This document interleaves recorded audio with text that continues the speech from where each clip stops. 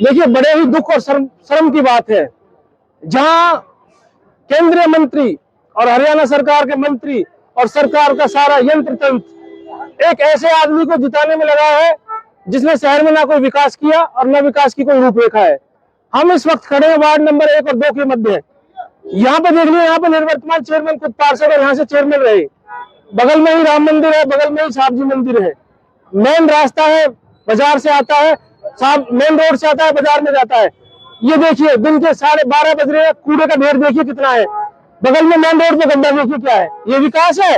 माननीय कृष्णपाल गुर्जर जी आ रहे हैं, मैं उनसे अनुरोध करता हूँ, वहां रैली में जो भाषण देके जाए ना, बड़बड़ ना बोले, एक बार मौके पे जरूर आए और मौके पर देखकर विकास की बात करें, हथीन शहर को विकसित बनाने की बात करें, ना कि कोई झूठी शान की बात करें। इसीलिए मैं सभी से आने वाले सभी भाजपा नेताओं से कहना चाहता हूं, एक बार पूरे अन्य शहर का वो पूरी जो मुख्य समस्या है उनसे जरूर अवगत हो और मौके पर देखें कितना शहर का, मतलब कह नहीं सकते हथीन शहर है। देख लिए कितनी गंदगी चारों तरफ पड़ी है।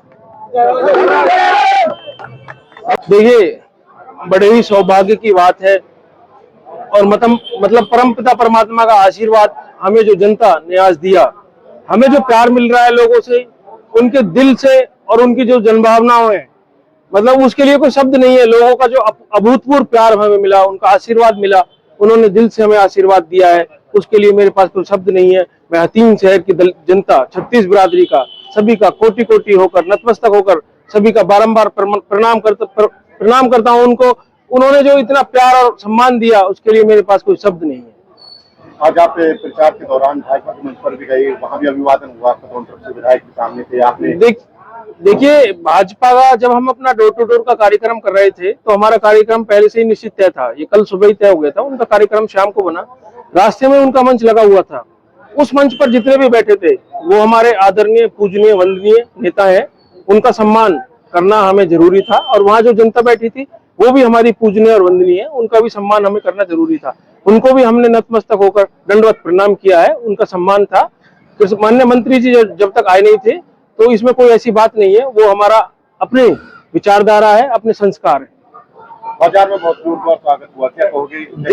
देखिए, मैं आपको बताना चाहता हूँ, बाजार में पिछले 5-6 दिन से जितने भी नेता, जितने भी मंत्री, दिल्ली से भी विधायक बुलाए, केंद्रीय मंत्री बुलाए, होडल से विधायक आए हैं, पलवल से पूर्व विधायक आए हैं, हथीन के पूर्व विधायक, 2 पूर्व विधायक, पूर्व मंत्री, ऐसे घोटू गाड़ के लगे हुए हैं जैसे ये उनकी, मतलब सारे हथीन शहर की तख्ता ही पलट देंगे। लेकिन उनको ये नहीं पता, ये अंदर की जन भावनाओं का चुनाव है। और हथीन का जो बाजार का जो प्रोग्राम था, आप सबने देखा, लोगों में इतना उत्साह है, इतना उत्साह है, उसके लिए मेरे पास कोई शब्द नहीं है।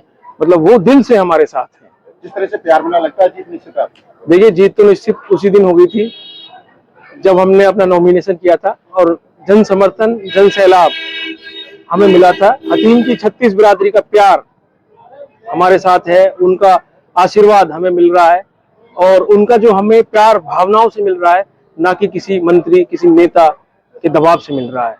जो चेयरमैन पर गुंडागर्दी का आरोप लगते हैं, आपकी स्वभाव शालीनता का है, तो इसमें जीत किसकी होगी? देखिए, गुंडागर्दी का जो आरोप है वो मैं नहीं लगा रहा, वो व्यवहार बनाता है। किसी को भी गुंडा, उसका व्यवहार, अगर आपका व्यवहार सकुशल है, आपका व्यवहार मिलनसार है, तो आप समाज के लिए, समाज के हर वर्ग के लिए आप कामयाब हैं। अगर आपका व्यवहार गुंडा गर्दी का है, आप किसी के साथ मारपीट करते हैं, लूट खसोट करते हैं, जबरदस्ती किसी की दुकानों को तोड़ देते हैं, किसी की जमीन पर अवैध कब्जा कर लेते हैं, तो आप निश्चित तौर पर गुंडा ही कहलाओगे। तो आप, मुझे कहने की जरूरत नहीं, उनके खिलाफ जितनी FIR और शहर की आम जनता जो बता रही है, उसमें जीता जागता उदाहरण बहुत सारे हैं। उसमें मुझे इस बात पे जाने की कोई जरूरत नहीं है। मुझे इतने पता है, हमें इस बार जनता का अभूतपूर्व प्यार मिलने जा रहा है। अमन चैन मुद्दा है चुनाव में। अमन चैन विशेष मुद्दा है। अमन चैन इसलिए मुद्दा है कि निर्वर्तमान चेयरमैन ने लोगों के साथ दबंगई दिखाकर ऐसे ऐसे काम किए हैं, जो एक तो ये है कि हमारे पंडित जी हैं, उनकी स्पेयर पार्ट्स की दुकान थी सिविल हॉस्पिटल के सामने, जिस पर कोर्ट में केस भी चल रहा था, हाई कोर्ट में।